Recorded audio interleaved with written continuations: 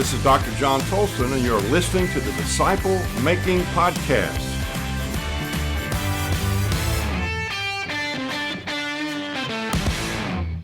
In Matthew 28, Jesus says, "Go therefore into all the world and make disciples," or disciple makers. A lot of times when I talk to people about being involved in the disciple-making process, they say either in one way or another, "God can't use me." I'll never forget a few years ago here in Dallas, I was training a group of about 40 men one evening in making disciples.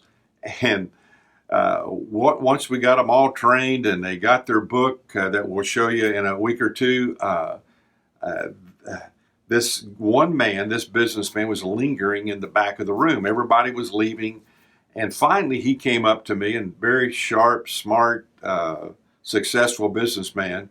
He came up to me and lowered his voice, and he said, "John, I can't do this. I can't do this." So what? He said, "This disciple making, I don't think I'm ready for it. I can't do this." So let me ask you a question. Can you read? He looked at me and he started laughing. He said, "Yeah, I can read." I said, "Well, get out of here and go make disciples." So he left. About 3 or 4 months later, I was at one of my favorite Greasy Spoon breakfast places, and I'm there with a couple guys, and we're just visiting, and I see this gentleman that I had just mentioned that said, "I can't do it," walking towards me. And he's got 2 guys behind him, like little ducks following the mama, and he comes up to the table and he says, "Do you remember me?" And I said, "Well, sure, I remember you." He said, "Do you remember what you told me at that meeting?" And I said, "Sure, I do." I said, "Why don't you tell my friend?" So he told the story. And then he looked at me and he said, "John, this whole disciple making process has changed my life." A lot of people feel that God can't use them, that they just simply can't do it, or they're not qualified, or they've compared themselves to other people and don't feel like they're up to it. There's a great passage of scripture in 1 Corinthians chapter number 1, verse 26, where Jesus, through the Apostle Paul, talks about the kind of people that he uses. Listen to this. "For look at your own calling as Christians, my brothers. You don't see among you many of the wise according to the world's judgment, nor many of the ruling class, nor many from the noblest families. But God has chosen," here it is, "but God has chosen what the world calls foolish to shame the wise. He's chosen what the world calls weak to shame the strong.